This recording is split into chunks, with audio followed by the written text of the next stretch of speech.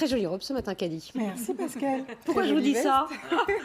Parce qu'on va parler mode ce matin. Plus sérieusement, la Fashion Week, c'est en ce moment. La Fashion Week, ça a commencé lundi jusqu'au 10 mars. Évidemment, dans des conditions, des conditions qui sont liées à la crise sanitaire.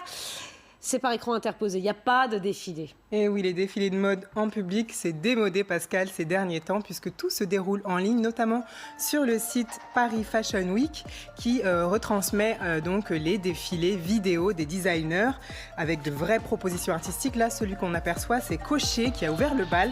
Comme vous le voyez, des jeux de lumière, des couleurs. L'idée est de faire vivre les créations à travers des univers fictifs en immersion. Et au rendez-vous cette année de cette Fashion Week en ligne, nous avons donc les grandes maisons qui jouent le jeu comme Dior, Chanel et Louis Vuitton qui vont transmettre leurs vidéos de défilés, mais aussi de jeunes créateurs qui sont mis à l'honneur comme Victor Wassanto qui nous explique comment il s'est adapté à ce nouveau format.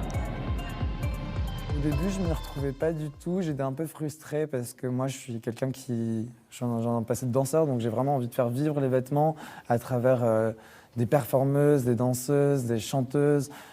J'ai vraiment ce truc de vouloir mettre des artistes sur scène plus que des modèles en défilé.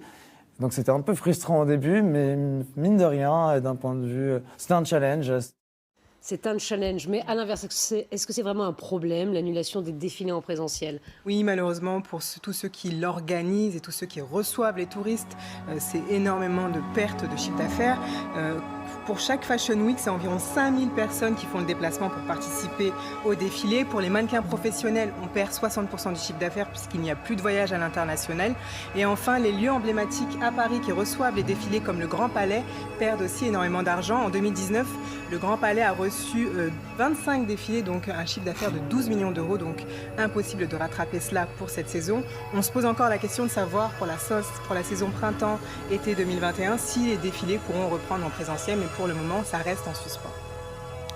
Voilà, ces très belles images, on a hâte que vous nous montriez les défilés des marques françaises, Dior, Chanel, pour ne citer qu'elles.